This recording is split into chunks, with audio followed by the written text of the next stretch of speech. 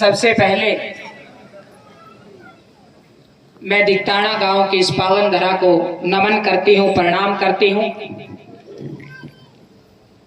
हमारे गांव की मुझे बड़े गर्व के साथ, फक्र के साथ, मुझे नाम पढ़ते हुए भी बड़ा गर्व महसूस हो रहा है, क्योंकि मैं खुद एक लड़की हूं कि रामरती देवी जी हमारे गांव की सरपंच है। मैं चाहूंगी एक बार जोरदार तालियां। वह सभी पंच, सरपंच प्रतिनिधि कृष्ण यादव, सरपंच सतवीर जी यादव, संत एंड हैरी स्कूल के डायरेक्टर अजीत यादव जी, बलवान फौजी जी, कृष्ण मास्टर जी, परमजीत सुंडा जी, भरत सिंह राजपूत जी, सुबेश सिंह यादव जी, वेद प्रकाश महिला जी, बनारसी दास शर्मा अंकल जी, रणजीत सुंडा जी, राम कुमार सीलन जी, सतवीर पवार जी, दीपक राठौड़ जी, बलवान यादव जी, सत्यनारायण जी, राजेश यादव जी, महेंद्र वर्मा जी, धर्मवीर शर्मा जी, कृष्ण सुंडा जी, रामरथ मैनेजर जी, सुनील नंबरदार, पूर्ण सिंह ताऊ जी, कर्ण सिंह खिची जी, निहाल सिंह जी, महेंद्र वकील, विक्रम राठौड़ बीडीसी मेंबर, वेद प्रकाश महिला जी, तिलकराज यादव कलक, डीओ ऑफिस भीम सिंह कौशलिया व मांगेराम जी, बॉबी यादव, आजाद सुंदा जी, राजकुमार ठेकेदार जी, बलवान सिंह सुंडा अंकल जी जो किसान आंदोलन में विशेष योगदान दिया, परमजीत सुंडा जी, जेवरा से रामू भाई, विकास ब्याण, पवन ब्याण, अनिल ब्याण व अन्य साथी, जेवरा के सरपंच राजकुमार उर्फ राजा भाई, बाडो पट्टी के मेरे भाई सरपंच पवन शास्त्री जी, बुगाना से सरपंच मेरे लाडले भाई सोनू वर्मा जी, सुलखनी से सरपंच बहुत ही शरीफ, मुझे बहुत कम बोलते हुए दिखाई देते हैं हमेशा ही, विकास रेलन जी, अपनी मुस्कान में ही बहुत सारी बातें कह जाते हैं भाई साहब। तलवंडी राणा से भाई राजेंद्र पुरी जी जो हमेशा जब भी मैं आवाज देती तो हमेशा साथ में खड़े दिखते हैं।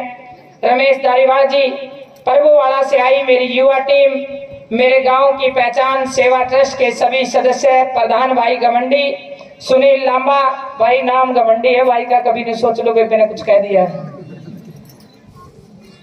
सतीश लावा, संदीप कुमार व अन्य साथी, बहुत ही बढ़िया बात कही रमेश जी ने कि बहुत ही अच्छे इंसान है, बस नाम ही गमंडी है। मेरे ख्याल से पता नहीं, जरा जाके पूछूंगी ताई ने दरिया क्यों कराया गमंडी। बिछमड़ा से आर्य समाज के प्रधान नरेश आर्या जी, बाडो पट्टी से मेरे भाई बड़े ही मेहनती युवा स्वर्ण कुमार भाई, सुरेंद्र जांगड़ा भाई, राकेश जांगड़ा भाई, और हमारे बालाजी स्कूल के डायरेक्टर, बहुत ही बड़ा स्कूल है भाई। एक बात जरूर बोलूंगी बीच में, तो आपने दिगताना में एक ऐसी सकारात्मक सोच का आभास होगा। मैं जब भी गाड़ी लेकर निकलती हूँ,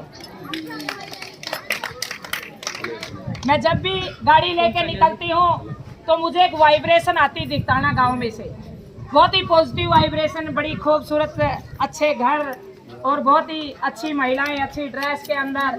और सबसे बड़ी बात जो मेरी नॉलेज में पहले भी थी, मुझे लगता कि सबसे ज्यादा फौजी इस गांव में है ना, ऐसा तो ये तपोभूमि है, सबसे ज्यादा पुलिस विभाग के लोग भी इसके अंदर है, सबसे ज्यादा मेहनती किसान भी इस गांव में है, और सबसे बड़ी बात मैं खिलाड़ी हूं, और मुझे जहां तक जानकारी है बहुत सारे भाई यहां से खिलाड़ी है। एक तो सरोज बहन मेरे साथ खुद पुलिस डिपार्टमेंट में है, वो अच्छी रेसलिंग की खिलाड़ी रही है, इस गांव की बहुत ही होनहार बेटी है, और बहुत ही त्याग और संघर्ष के साथ उन्होंने अपने गांव को अचीवमेंट दी।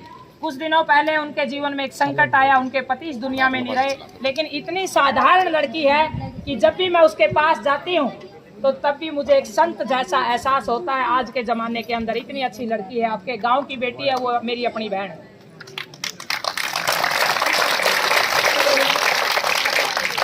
यहाँ आकर के मेरी टीम ने मेरे को बताया कि बहन जी बहुत अच्छा गांव है, बहुत अच्छे लोग हैं, बड़े मेहनती है, पढ़े लिखे हैं, आपस में बहुत अच्छा भाईचारा है, प्रेम भाव है, महिलाएं भी बहुत मेहनती हैं, किसान फैमिली ज़्यादा है, किसान परिवार हैं। और मैंने कहा भाई बहुत खुशी की बात है, वैसे तो हरियाणा में बहुत ज़्यादा हर जगह पे किसान, मैं किसान की बेटी हूँ, लेकिन दिगताना गांव एक अपने आप में समृद्ध गांव है।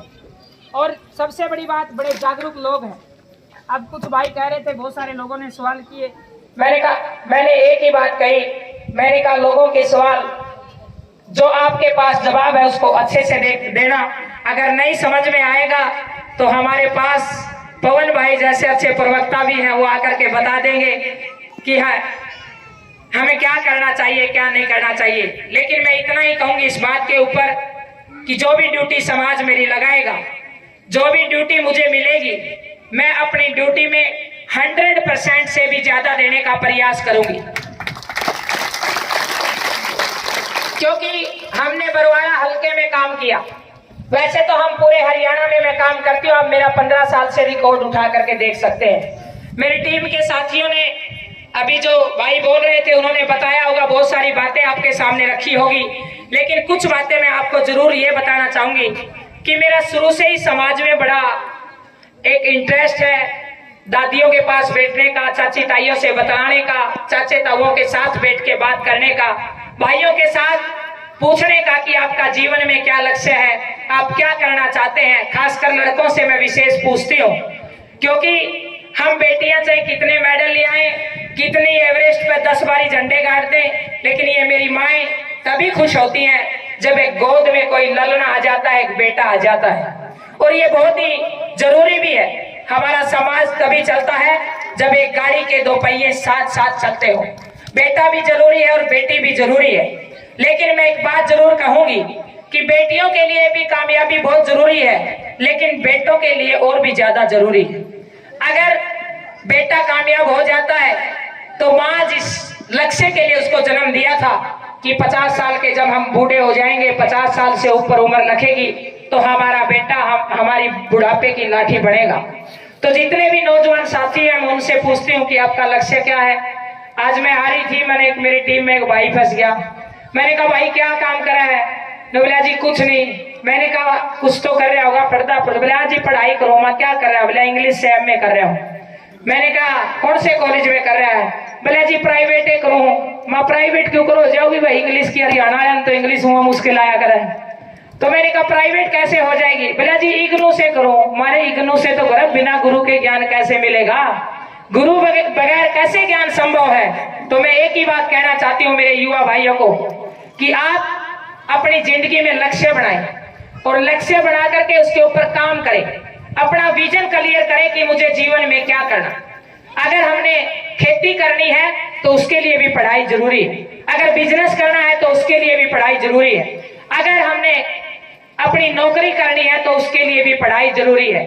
और आजकल तो भाई रिश्ता भी जब होता है, चाहे बेटा हो चाहे बेटी हो, थोड़ी सी पढ़ी लिखी हो, समझ हो, तो शिक्षा बहुत जरूरी है। भीमराव अंबेडकर की वो 2 लाइनें हमेशा मैं दोहराती हूँ कि वह हाथों में पाँव में जूते हो या ना हो, पाँव में जूते हो या ना हो, लेकिन हाथों में किताब होनी चाहिए। और ये बिल्कुल सही बात है।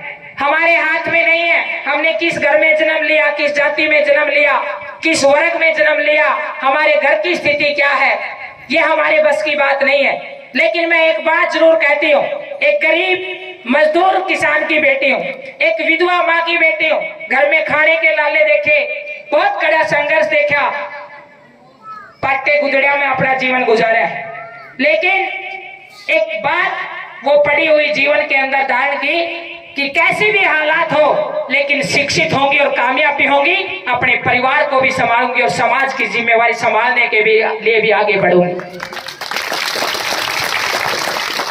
कोई मायने नहीं रखता कि आपने किस हालात में जन्म लिया, किन परिस्थितियों में जन्म लिया, किस जाति में जन्म लिया।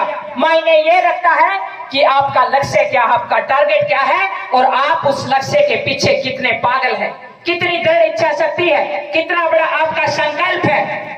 यदि आप उसके लिए कठिन परिश्रम करना जानते हैं, संघर्ष करना जानते हैं, स्वामी विवेकानंद की वो लाइनें जरूर दोहराऊंगी, उठो जागो, उठो जागो, लक्ष्य प्राप्ति तक मत रुको। जब तक आपका लक्ष्य प्राप्त ना हो जाए तब तक कभी भी हार मान करके नहीं बैठना चाहिए।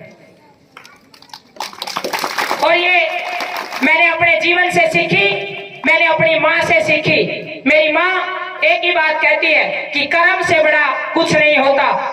और वो माँ जो बठियारी होकर के भी अपने बच्चों को तपस्या करके त्याग करके जो अपने बच्चों को कामयाब बना सकती है, तो मैं उस देश की बेटी हूँ, उस हिंदुस्तान की बेटी हूँ जहां कभी हार मानना नहीं सीखा, हमेशा संघर्ष करना सीखा। जब मैं उस सियाचिन जैसे ग्लेशियर पर, कल मैं वहां पर गई हुई थी अपने गांव जाजनवाड़ा के अंदर। अरे जब मैं छत के ऊपर देख रही थी तो लकड़ियों की छत, टूटा हुआ आंगन, विपरीत परिस्थितियां, 4 महीने का बच्चा गर्भ में लिए हुए वो भाभी उस नौजवान को सैल्यूट कर रही है।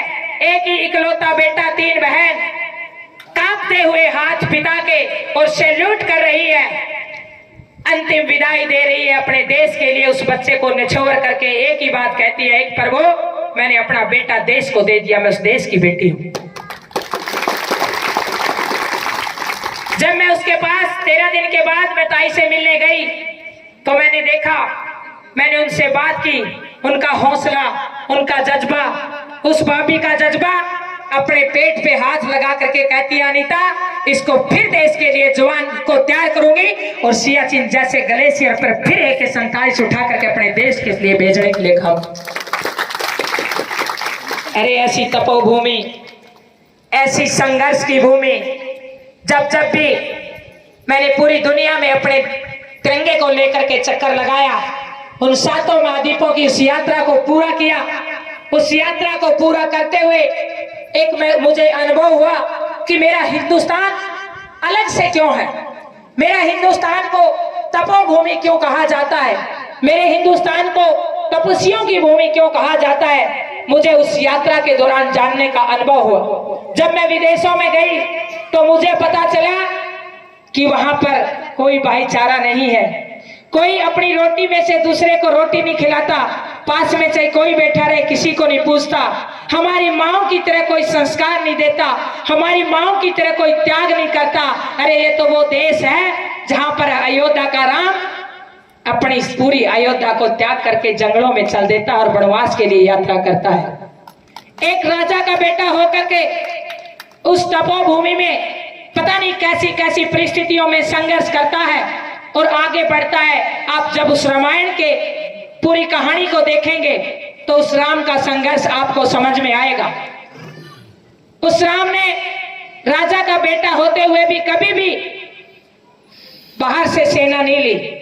आसपास में बहुत सारे राज्य लगते थे, जब भी राक्षसों से लड़ना होता था तो वो बहुत जगह से सहायता ले सकता था, लेकिन उन्होंने उस जंगल में से ही जितने भी व्यक्ति वहां पर पशु पक्षी निवास करते थे उन सभी को तैयार करके उस लंका को जीता और उस अयोध्या से निकल करके उस लंका तक की यात्रा पूरी की। पता नहीं कितने सारे पड़ाव आए, कितने सारे प्यार मिले। माँ सबरी जैसी माता मिली जो वर्षों से इंतजार कर रही थी, मेरे राम आएंगे, मेरे राम आएंगे।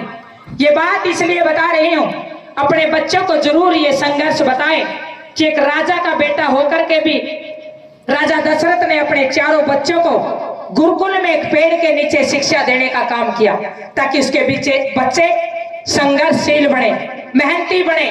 पता नहीं जीवन में कब कठिनाइयां आ जाए, कब कैसी मुसीबत आ जाए, कब चुनौतियां आ जाए।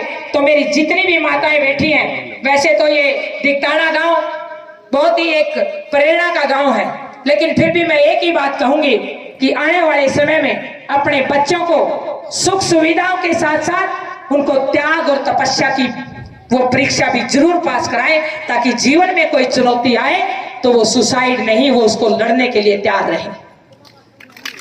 ऐसी मेरी इच्छा इसलिए है क्योंकि मैं जब भी देखती हूँ कोई परीक्षा का परिणाम पढ़ती हूँ या जब भी अखबार उठाती हूँ तो हम छोटी छोटी बातों पर बच्चे सुसाइड की तरफ चल देते हैं, नशे की तरफ चल देते हैं, उस मार्ग से भटक जाते हैं, उस संघर्ष के मार्ग से, उस त्याग से, उस संघर्ष से, उस तपस्या से दूर हट जाते हैं। जब हम अपने बच्चों को मेहनत करना सिखाएंगे, पसीना बहाना सिखाएंगे, अगर किसान है तो अपने बेटे को खेत में जरूर लेके जाए, उसको बताएं कि ये बीज इतनी आसानी से नहीं उगता है, इसके लिए पहले बहुत सारी मेहनत करनी पड़ती है, कई बारी दोसर तीसर करनी पड़ती है, फिर जाकर ने पानी लाना पड़ता है, फिर दोबारा से इसको तैयार किया जाता है, तब जाकर के उसमें बीज बोया जाता है। और जे परमात्मा ठीक ठाक राजी हो तो बीज जाम जाता है। जे कई बार भगवान बूंद मार दे तो वो बाड़ी या वो फसल भी करंड हो जाती है। और उसके बाद कई साथी पूछ लेते हैं, अनीता आप किससे प्रेरणा लेती हैं? मैं एक ही बात कहती हूँ, मैं किसान की बेटी हूँ।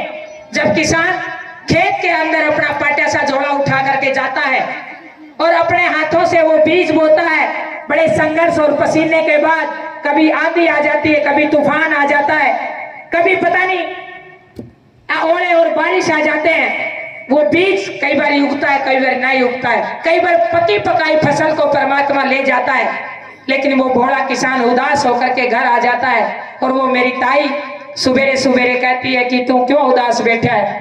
ताऊ कहता है कि क्या करूं घर भरण, कल तो राम ने चाला पाड़ दिया, बड़ी आस थी कि फसल पक्की तैयार होकर घर आओगी और दुखी हूं अंदर से। रोता ही हौसला बढ़ाती है, नवली उठ, अरे तो वो विधाता है, तो वो प्रेरणा है पूरे विश्व की। दोबारा से ये जोड़ा उठा और खेत में जाकर के बीज बोया, जैसे धन्ना सेठ ने जाकर के पत्थर और काखर बोए थे तो बड़े बड़े तुम्बे लागे थे। और ऐसा ही संघर्ष किसान करता है। मुझे सबसे ज्यादा प्रेरणा एक किसान से मिलती है। अरे मैं उस जवान की बहन हूं, उस किसान के खेत को भी मैंने अपने कदमों से आज भी संघर्ष करती हूँ। जब टाइम मिलता है तो आज भी मुझे वो स्वाद खेत में आता है जो जोटा मार के रोटियों का पानी पीने का आता है। मिस्सी रोटी हो, अच्छा ऊपर गंठा हो और लासी का डोलू हो, किसी 5 स्टार होटल में मजाक नहीं हो जो खेत के डोले के ऊपर। वो मैंने अपने जीवन में आनंद लिया है, संघर्ष के साथ, पसीना बहाने के साथ साथ मैंने उसका आनंद भी लिया है। बहुत सारी दुनिया में घूमी, बड़े बड़े 5 स्टार 7 स्टार होटलों में रहने का अवसर मिला, लेकिन बड़े गर्व के साथ कहती हूँ मैं उस देश और मैं उस राज्य की बेटी हूँ जहां पर पसीना बहा करके जो रोटी खाने में मजा आता है, किसी होटल में मैंने वो मजा नहीं है। उस जवान की बहन हूँ जहां पर सियाचिन जैसे ग्लेशियर में हर रोज हम खबर पढ़ रहे हैं 2-4 जवान मेरे राज्य में शहीद होकर के आ जाते हैं। मैं इस बात के माध्यम से एक बात जरूर आपको कहना चाहूंगी कि जब हम छोटी छोटी बातों पे आपस में बहस करें, लड़ाई झगड़े करें, भाई भाई का दुश्मन बने, समाज में हम नारी खोड़े पे छोटे छोटे विचारों के साथ हम जब लड़ाई करें तो उस जवान को एक बार सियाचिन जैसे ग्लेशियर को महसूस कर लेना। अरे वो अपने घर से दूर रह करके सीने पे एक खाकी कपड़ा पहन करके, कोई बहुत बड़ी वो जैकेट नहीं है कि गोली उसको अंदर के नहीं जाएगी, पता नहीं कितनी परेशानियों में खाने के लिए लाले 6-6 महीने वहां बड़ी बड़ी ऊंची पोस्टों पर, माँ से दूर, भाभी से दूर, घर परिवार से दूर, अरे अपने बचपन के जो मित्र है, जो जोड़े पे बनाए थे, जो स्कूल पे बनाए थे, उन मित्रों से दूर रह करके देश की सेवा करना आसान काम नहीं है। सैल्यूट करते हैं उस जवान भाई को जिनकी बदौलत आज हम यहाँ पर सुरक्षित बैठे हैं। हमें उन शहीदों को, हमें उन जवानों को जिनकी बदौलत आज इस फलते फूलते हिंदुस्तान को हम देख रहे हैं, हमने भूलना नहीं चाहिए। अरे कितनी मुश्किल से आजादी मिली, 1947 में देश आजाद हुआ, कितने पापड़ बेले, कितनी ठोकरें खाई, कितने आंदोलन, अंग्रेजों के साथ लड़ाई लड़ी, कितनी चुनौतियां, कितने विपरीत हालात, कितनी माओ ने अपने लाल अपनी कोख से निकाल करके देश की आजादी के लिए दे दिए। लेकिन मैं एक ही बात कहना चाहती हूँ, आज मेरे समाज के लोग बैठे हैं, हमें उन इतिहास के उन महान व्यक्तित्वों को अपने घर के अंदर सजा के लगाना चाहिए। जब भी हमारी दिन की शुरुआत हो, जब भी हम उठे तो सबसे पहले फोटो हमारे को उन क्रांतिकारी वीरों का दिखना चाहिए, ताकि हम एक अच्छे विचारों के साथ आगे बढ़े। जो माँ अपने बच्चे को अपने घरों में अच्छे संस्कार और विचार देना चाहती है, मैं एक ही बात कहती हूँ, अगर उसको पढ़ना ना आए तो उन महापुरुषों के फोटो लगा ले उस रूम में। मैं गारंटी के साथ कहती हूँ वो या तो वीर भगत सिंह पैदा होगा, या सुभाष चंद्र बोस पैदा होगा, या राम प्रसाद बिस्मिल पैदा होगा, या उधम सिंह पैदा होगा। जैसा हम विचार रखेंगे, जैसी हम भावना रखेंगे, जैसा हम अन्न खाएंगे, जैसी हम सोच रखेंगे, वैसे परिणाम हमारे सामने आ जाएंगे। कई माएँ कह देती हैं बेटा मैं अनपढ़ हूं, मां कोई बात नहीं है ताई, जब चूल्हे पे बैठे चून ओसने और जब उसने गूंदे और मुक्की लाओगी, जब गल्ला जी सा बालक ने बनाना चाहे मैं सारे विचार उसमें गूंद दिए और पोके ने बना के चूरमा खुआ दिए, मैं गारंटी के साथ कहती हूँ वो बच्चा उन्हीं विचारों जैसा बनेगा जैसा आप चाहती हो। भोजन का मतलब एक पेट भरना नहीं होता है, भोजन का मतलब बहुत बड़ी श्रद्धा होती है। और जो महिला श्रद्धा और भाव के साथ अपने घर में उस रसोई में गुनगुनाते हुए जब भोजन के लिए जाती है तो उस परिवार की हलचल अलग ही होती है, उस परिवार का व्यवहार, उस परिवार का की जो रौनक है वो अद्भुत होती है। तो मैं जितनी भी मेरी माएँ बैठी हैं, आप सभी को एक जिम्मेवारी जरूर दे के जाऊंगी।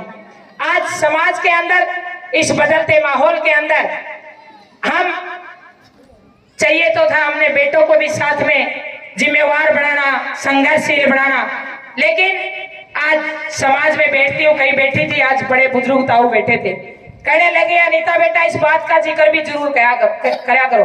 अच्छी बात है बेटियां पढ़ने की, पीएचडी कर ली, लेकिन माओ को एक बात जरूर कहना कि बेटियों को ये सिखाए कि बेटा हमारे बगैर, हमारे बिना घर को कोई नहीं चला सकता।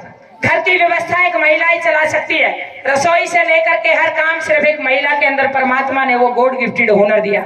तो मैं जितनी भी माएँ बैठी हैं, मैं एक ही बात कहती हूँ, अपनी बेटियों को अच्छा पढ़ाइए, अच्छा लिखाइए, अच्छी बात है, उसके साथ साथ घर का हर हुनर भी सिखाइए ताकि वो जाकर के अपनी ससुराल में किसी भी काम को करने से पीछे ना हटे, यही कहे कि ये बहुत अच्छे परिवार और खानदान की बेटी है। क्योंकि आज हम दोहरे पैमाने से जीते हैं। बेटियों से अपेक्षा करते हैं कि मेरी बेटी को काम ना करना पड़े, बहू से अपेक्षा करते हैं कि बहू आकर के सारा काम करे। तो मेरा ये मानना है कि हम दो मायनों में कभी नहीं चल सकते। तो हमने बेटों और बेटियों को इस तरीके से अच्छी परवरिश देनी है ताकि ये समाज का जो ताना बाना है, बड़े बुजुर्गों की जो सेवा है वो अच्छे से बने। आज मैं इस मंच पे हूँ तो मैं उन बड़े बुजुर्गों के आशीर्वाद से हूँ। 25 से ऊपर हिमालय नतमस्तक करने का सौभाग्य मिला, आंधी और तूफानों से लड़ने का सौभाग्य मिला, बहुत संघर्ष किया। ऑक्सीजन नहीं थी, पानी नहीं था, मन के मुताबिक भोजन नहीं था, सोने के लिए बिस्तर नहीं था, ऊबड़ खाबड़ जगह पे सोना पड़ता था। आंधी भी आती थी, तूफान भी आते थे, बिजलियां भी गरजती थी, पहाड़ भी टूटते थे, बहुत सारी चुनौतियां थी, लेकिन बड़े बुजुर्गों का, इन बच्चों का प्यार और आशीर्वाद था, इसलिए मैं आज आपके बीच में जीवित हूँ। मेरे नऊ पे छोटी सी भी खरोच नहीं आई है। जहां भी मुझे बुजुर्ग और बच्चे दिख जाते हैं मैं नतमस्तक हो जाती हूँ, क्योंकि इनके अंदर परमात्मा है। बच्चा, उसके अंदर कोई लोभ लालच नहीं है, उसको पता नहीं है, वो सबको बराबर समझता है। बड़ा बुजुर्ग सब लोभ लालच से ऊपर उठ चुका है, वो परमात्मा का स्मरण करता है। तो मंदिर से ज्यादा, मैं मंदिर में भी जाती हूँ, लेकिन मैं मंदिर से ज्यादा परमात्मा, जितने भी मेरे बड़े बुजुर्ग बैठे हैं मैं उनके अंदर देखती हूँ, वास्तव में परमात्मा उनके अंदर बैठा है। ये बात अपने बच्चों को जरूर सिखाएं, क्योंकि हमने भी बूढ़ा ओढ़ा है। आज मैं खेड़ी बरकी के अंदर थी और मुझे बड़ा अच्छा लगा, 90 साल की वो दादी गुजर गई तो वो ताई रो रही थी, भावुक हो रही थी। मुझे अच्छा इसलिए लगा कि 90 साल में भी उसको वैल्यू समझ में आ रही कि इस कोण में दादी बैठी थी। अनीता बेटा, मैं कल कैसे रहूंगी जब 13वीं हो जाएगी इसकी, मुझे अपनी दादी की याद आएगी। मैंने कहा बिल्कुल सही बात कह रही है ताई, लेकिन फिर भी बहू बेटा में मन लगाना पड़ेगा। बोली अरे बेटा, एक बेटा पुलिस में है वो बहू के लिए हिसार रहा है, एक बहू डॉक्टर है वो आजाद नगर हिसार में रहा है, पूरे तेरी दादी तरह ताऊ हम तीने जने थे, उसके साथ बच्चों का प्यार भी बांट ले लेती थी, उससे बात भी कर ले लेती थी, नुआ भी लेती थी, तो ऐसा लगता था कि किसी बच्चे के साथ रह रही हूँ। आज तो तेरा ताऊ और मैं रह गई। और ये सच्चाई भी, क्योंकि आजकल बच्चे बाहर नौकरियां करने लग गए हैं, बहू साथ में जाने लग गई हैं, तो घर में बुढ़ा बुढ़ी दो ही दो। लेकिन मैं एक ही बात कहूंगी, कोशिश करें जितना हम परिवार के साथ रह पाए, जितना हम अपने माँ बाप के पास रह पाए, क्योंकि माँ बाप से ज्यादा बच्चों को कोई नहीं सिखा सकता। जो दादा दादी सिखा सकते हैं वो कोई नहीं सिखा सकता, क्योंकि एक ही बात मैंने बचपन से सुनी है कि मूड से ज्यादा ब्याज प्यारा हो। आदमी अगर किसी ने रुपये दे देना, मूड में भूल जगह नुका मेरा ब्याज कौन लुटाया। सारी उम्र तक जे ब्याज नहीं आओ गांधा फिरानो का भाई बोला मूल दे दिया था, बोला मूल तो है मेरा बेटा, बोला मेरा ब्याज रह गया, है ना। ऐसा समाज में देखो, समाज में पली बड़ी हूं तो बड़ा मायूस हो जाता है। तो दादा दादी ने भी पोता पोती मूल से ज्यादा ब्याज प्यारा होता है, पोता पोती बहुत प्यारे होते हैं। और जो संस्कार, जो नियम जिंदगी के ये सिखा सकते हैं, जो बच्चों के अंदर कहानियां सुना करके जो त्याग की भावना ये भर सकते हैं, अपने दादा दादी का संघर्ष अपने बच्चों को बताना कि कितने झाड़ काट काट करके ये आज जो दिखताना गांव देख रहे हैं, इससे पिछली पीढ़ी ने सुनना लिप लिप के ना घर की जितने भी थे, मेरे ख्याल से जो आज जो चाचे ताऊ है, इनसे पहले जो दादा दादी थे, उनने लिप लिप के ना मकान उसमें रहे हैं। जोड़ा में तो सारा दिन गैर लादी लादी थक जाया कर दी, बहुत कठिन संघर्ष किया है। हमने अपने बच्चों को वो कठिन संघर्ष जरूर बताना चाहिए कि हमारे दादा परदादा कितने संघर्ष करके गए हैं। इससे आप अपने बच्चों के अंदर वो भावना पर पाएंगे, परिवार से जोड़ पाएंगे और हमारा समाज जुड़ेगा।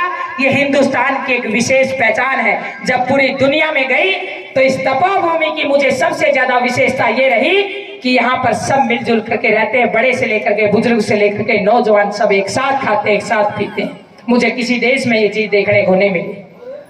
और ये बात मैं इसलिए कह रही हूँ क्योंकि जब हम रामायण को उठाते हैं, महाभारत को उठाते हैं, किसी भी ग्रंथ और वेदों को उठाते हैं, तो ये पारिवारिक संस्था जो हमारी है, जो परिवार का हमारा संबंध है, ये बहुत गजब का है। जब अंग्रेजों ने हिंदुस्तान को तोड़ने का प्रयास किया तो एक ही बात कही थी कि उन्होंने देखा पूरा ढांचा कि हिंदुस्तान को तोड़ना इतना आसान नहीं है। वो सब बैठ के उन्होंने चर्चा की तो कहा कि हिंदुस्तान को कैसे तोड़ा जा सकता है। उन्होंने कहा कि हिंदुस्तान को अगर तोड़ना है तो इनको परिवार का जो सिस्टम है, जो इनका सामाजिक ताना बाना है, जो इनकी शिक्षा की प्रणाली है, जो त्याग तपस्या करके ये शिक्षित बच्चों को करते हैं, उस शिक्षा के ढांचे को तोड़ दीजिए और परिवार की संस्था को खत्म कर दीजिए, हिंदुस्तान अपने आप बिखर जाएगा। और आज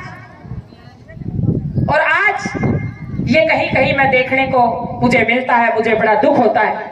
मैं एक ही बात कहना चाहती हूँ इस मंच से, मैं उस हरियाणा प्रदेश की बेटी हूँ जहाँ दूध दही का खाना वो मेरा हरियाणा। मैं चाहती हूँ गांव में वो कड़ोड़ी बिलोड़ी दोबारा से आए और वही व्यवस्था दोबारा से आए। वो लहंगे वाली दादी, वो खिंडके वाला ताऊ, वो हमारी परंपरा, वो हमारी मजबूती, वो चैन छबीले जवान। क्योंकि आज बर्गर आ गया है, पेटीज आ गई, मेरे को तो नाम भी ध्यान नहीं है, चाउमीन, वो सांप से बना के बड़का दी स्कूल में दे दे हुए। और फिर हम कहते हैं कि हमारे भगत सिंह पैदा होंगे, पहलवान पैदा होंगे। अरे चूरमे की पिंडी और वो हलवा, कई दादा तो पाछा हाथ फेर लग रहे मुंह पे भी बहु बना के दे। तो आप बढ़ा भी ली और कल मन्ने भी नौंदा दे रही हो। कई ताई कहते बापी आइए नहीं था घर चाय पियावांगे। माता ये देख चाय की तो खेचरा ना करिए, माँ को पिंडी खुआती हो, चुरमई भला लिए, माँ चाय कहते तो क्यों कर्जा फूके। तो मैं कल आऊंगी गाँव में तो मैं तो एक ही बात कहूँ, को दही का डोंगा जब चुरमई पिंडी हो तो भाई सही है, नहीं चाहे तो ये अंग्रेज दे के गए थे। सारी ताइयां गोडे दुख है, मेरे तो राव की पकड़ के बेटी गोडे दुख है, टूट के गोडे माई चाह का प्याला कम पिया करवा, तड़के नाजर लासी पिया करवा, मौज मारेगी। और मैं ये बात इसलिए बता रही हूँ क्योंकि मैंने पूरी दुनिया, अमेरिका, 2 चक्कर मेरी अमेरिका के लगे, ऑस्ट्रेलिया गई, साउथ अफ्रीका गई, पूरा दुनिया घूम के देखा। और ये हमारी खान पान की परंपरा, रहन सहन की परंपरा, मैं आपको बता देना चाहती हूँ, मैंने कभी जिंदगी में नॉनवेज नहीं खाया, ना कभी प्रोटीन खाए, ना कभी कैप्सूल खाए। मैं अमेरिका गई और अमेरिका की बहुत ऊंची जो चोटी है देनाली, उत्तर अमेरिका की, बहुत मुश्किल है। एवरेस्ट की तो हाइट ज्यादा है लेकिन वह चोटी इतनी मुश्किल है, बहुत लंबा सफर है। और सबसे बड़ी समस्या मेरे सामने वहां आई कि वहाँ 6 महीने दिन रहो, 6 महीने रात, और नींद बहुत मुश्किल आवे। कई दिन जाओ तो बड़ी परेशानियां सामना करना पड़े। मेरा 2 महीने वहां रहना हुआ, उन लोगों ने मेरे कदमों को देखा क्योंकि किसान की बेटी थी, ठोकर खाई, सिर पर गोबर की हेल, बहुत मेहनत करी, पापड़ बेले खूब, आड़ करड़े हुए थे, किसी भी अंग्रेजा का हाथ नहीं आऊ थी मैं। तो जैसे उन्होंने मेरे कदमों को देखा, मेरी मजबूती को देखा, तो बोले अनीता जी हम आपको एक बात कहना चाहते हैं, एक रिक्वेस्ट करना चाहते हैं। मैंने कहा जी बताइए। बोले हम चाहते हैं कि आप अमेरिका के अंदर रह करके ही हमारे बच्चों को ट्रेनिंग दें, हम आपको डॉलर देंगे, PR देंगे, जितना आप मांगेंगे उतनी आपके लिए व्यवस्था करेंगे, आपको मन के मुताबिक जो आप कहेंगे। सिर्फ हमारे बच्चों को, आपको ये भी कहते हैं 6 महीने ट्रेनिंग दे दो, 6 महीने अपने देश में। मैंने 2 महीने तो उनकी बात चुपचाप सुन ली, उनका गला रहना था। 2 महीने मैंने अपना झंडा गाड़ा और मैं नीचे आई और मैंने कहा मेरी तारी राम राम, मैं थोड़ा खा लूंगी फिर मैं रहूंगी अपने देश में, वहीं मैं संघर्ष करूंगी और मैं अपने देश के लिए, अपने समाज के लिए अपना पूरा जीवन समर्पित करना चाहती हूँ। मैं समाज सेवा करूँ। पैसा कमाना मेरा मोटिव नहीं है, एक अच्छे पद पे कार्यरत हूं। पीछे सरकार ने कहा भी बेटा जहां लगना चाहिए एक अच्छी जगह, सच्चो गुड़गांव जहां भी, लेकिन मुझे वहां रास नहीं आया। मेरा जो मकसद है, मैं चाहती हूँ ये बच्चे क्राइम से पहले बचे, समाज का ताना बाना अच्छा बना रहे, गांव का विकास भी हो, गांव में अच्छे स्कूल भी हो, गांव में अच्छे हॉस्पिटल भी हो, गांव में बिना कहीं काम बढ़ने चाहिए। जनता ने किसी नुमाइंदे के पास नहीं जाना चाहिए, नुमाइंदा जनता के पास आना चाहिए। लेकिन दुर्भाग्य है कि 1947 के बाद भी आज तक हम 5 साल तक नेताओं को अपने इलाके में नहीं रख पाए। मैं अब की बार ये विश्वास करती हूं आपसे कि अब की बार आप जब वोट का वो बटन दबाएंगे, किसी ऐसे व्यक्तित्व को चुनेंगे जो 5 साल हर दिन हर समय आपके बीच में रहेगा। मैं ऐसी आपसे कामना करती हूँ, ऐसा मैं विश्वास करती हूँ। और खास करके मैं ये दिगताना गांव से विशेष, क्योंकि आप बहुत पढ़े लिखे, बड़े संस्कारी, मेरी टीम ने काम किया, बड़े जुझारू और बड़े जागरूक इलाका है, गांव है, और मुझे खुशी होगी कि एक बदलाव होगा। बदलाव जीवन के अंदर बहुत जरूरी है, परिवर्तन जीवन के अंदर बहुत जरूरी है। जिस व्यक्ति ने परिवर्तन किया वो व्यक्ति आगे बढ़ा, जिस समाज ने परिवर्तन किया अपने डर्रे को छोड़ करके वो समाज आगे बढ़ा, जिस राज्य ने, जिस गांव ने परिवर्तन किया वो आगे बढ़ा, और जिस देश ने अपने अंदर परिवर्तन किया तो उस देश प्रगति के लिए आगे बढ़ा। तो मैं एक ही बात कहना चाहती हूँ, खासकर युवा शक्ति बैठे हैं, कई बार गांव में जाती हूँ, ये विषय करने का नहीं है लेकिन बोल देती हूँ। एक किताब मैंने पढ़ी थी राजनीति के ऊपर, मैं इसी सब्जेक्ट की, मेरी एमए रही है, मैं इसी सब्जेक्ट से पढ़ी हूँ, मेरा इंटरेस्ट रहा है, क्योंकि इसी से हमारे देश का ढांचा चलता है, इसी से सारी व्यवस्थाएं चलती है। कोई ताई मेरे पास आती है, राशन कार्ड, आधार कार्ड, कोई भी चीज, कोई व्यक्ति अगर बात करता तो बिना राजनीति के वो संभव नहीं है। लेकिन उसके बावजूद भी हम घर में बैठ करके इस विषय पे कभी चर्चा नहीं करते कि हमारे इलाके के अंदर कैसा व्यक्तित्व होना चाहिए, कितना त्यागी होना चाहिए।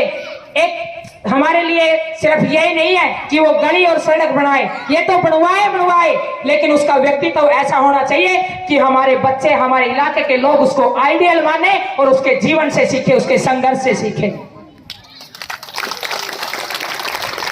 ये नहीं है कि हमने, अरे स्वामी विवेकानंद का देश, स्वामी दयानंद की भूमि, जब शिकागो के अंदर स्वामी विवेकानंद जी भाषण दे रहे थे, जिन्होंने अपने उस वाणी से, अपनी उस बोली से, अपनी उस बुद्धि से पूरे हिंदुस्तान को, पूरे विश्व के अंदर ये जना दिया था कि हिंदुस्तान पूरी दुनिया का विश्व गुरु है, उन तपस्वियों की भूमि है। अगर हम आज भी 21वीं सदी में रह करके, इस मोबाइल के युग में आज भी अगर हम इतने पागल रह गए, इतने भोले रह गए, इतने अनसमझ रह गए कि आज भी बच्चे दर दर ठोकरें खा रहे हैं, आज भी बहुत सारी ऐसी हालात और समस्याएं हैं। और मैं तो ये भी कहती हूँ, एक नेता का फर्ज है कि वो सामाजिक जितनी भी कुरीतियां हैं उनके ऊपर भी आकर के बीच बीच में विचार करे कि कैसे समाज को अच्छा बनाया जाए, कैसे बच्चों के लिए काम किया जाए, कैसे बेटियों को आगे बढ़ाया जाए। अरे मैं विधवा माँ की बेटी हूँ, जब हर गांव में जाती हूँ तो 250, 300, किसी गांव में 500 विधवाएं मिल जाती हैं, कोई दिहाड़ी करके, कोई मजदूरी करके, संघर्ष करके अपने बच्चों को पाल रही है। मैं तो आज इस मंच से कहती हूँ कि ऐसी सरकार आनी चाहिए कि उन विधवा माओ के बच्चों को सरकार पढ़ाने का काम करे, बेचारी वो बटियारी कैसे उनको आगे बढ़ाए। ये मेरी दर्द है, मेरी पीड़ा है, क्योंकि 28 साल की उम्र में मेरी माँ विधवा हुई। आरती भी लफाफा में बोझ के अखबार में त्रिकोणा 5 रुपया की अवधि लेके आ कर दे, 10 दिन चलाया कर दे। वो जीवन मैंने अपने खुद देखा है, जिया है, खुद मैं अपने हाथों से मैंने अपने बहन भाइयों को पाला है, उस हालातों से मैं लड़ी हूँ, जूझी हूँ। और आज तो भला हो सरकार का कि पेंशन ऑनलाइन आने लगी, नहीं कदे कदे तो ऐसा होता था, कई सरपंच तो इसे भागाड़े बढ़ा करते, 6 महीने की तनख्वाह भी नहीं पाया करती। कड़वी बात है लेकिन कह देती हूँ, भुगती है वो जीवन के अंदर, और इंतजार करती थी कि कब तनख्वाह होगी, रसोई का काम तो चलेगा। बहुत संघर्ष जीवन के अंदर रहा है।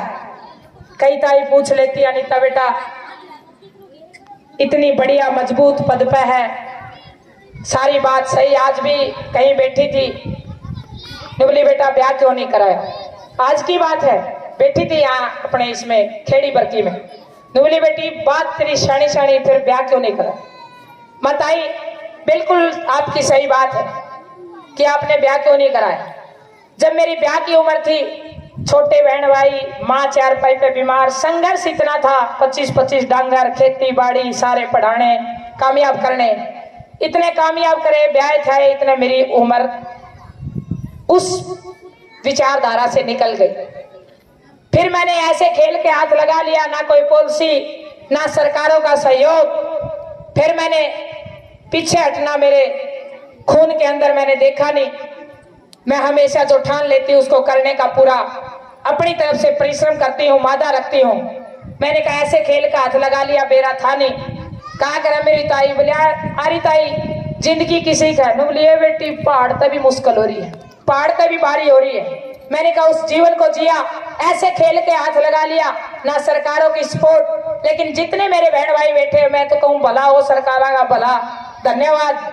जब वो मेरा सपोर्ट करते तो मैंने बोलना नहीं आता था, बोलना सीखा और बड़ी बड़ी कंपनियों के प्रोग्राम किए और लाखों रुपए कमा करके अपने देश को उपलब्धि देने का काम किया। किसी एक सरकार पे 1 रुपया नहीं दिया,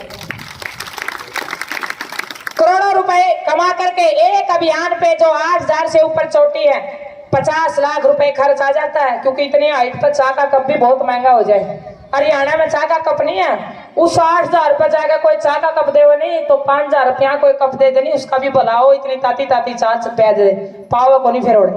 बहुत महंगाई हो जाती है, जब वहां तक ट्रांसपोर्ट जाता है तो बहुत महंगा गेम है। लेकिन मैंने पीछे कदम नहीं हटाया महाताई।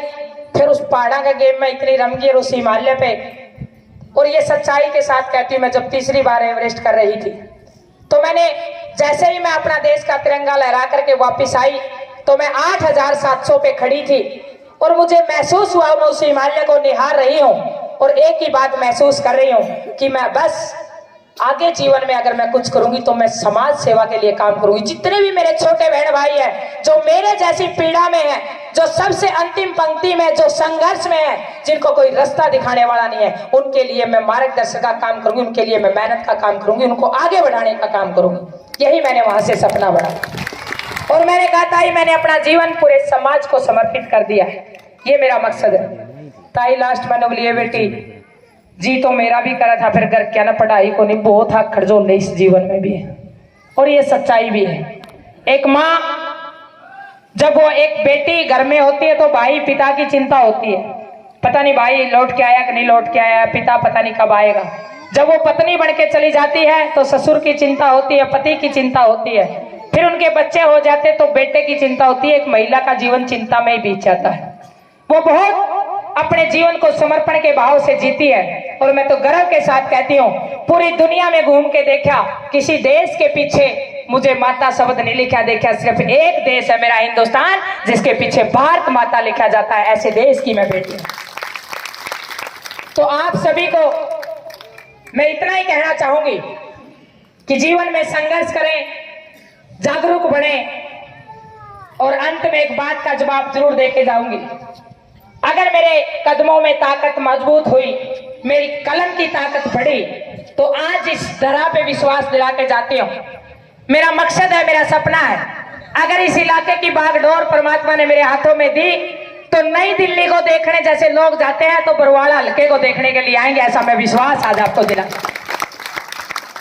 क्योंकि मैंने अपना घर बार बगमा पालना जरूरी नहीं है, बगमा जैसे काम करने जरूरी है, फकीरी जैसे काम करने जरूरी है। खाट पे सोना, कुलड़ी की दाल गरा बनानी जरूरी को नहीं, रुक्का मार के ना ताई तो प्यार तो बोलूंगी तड़के चढ़ाई पाऊ।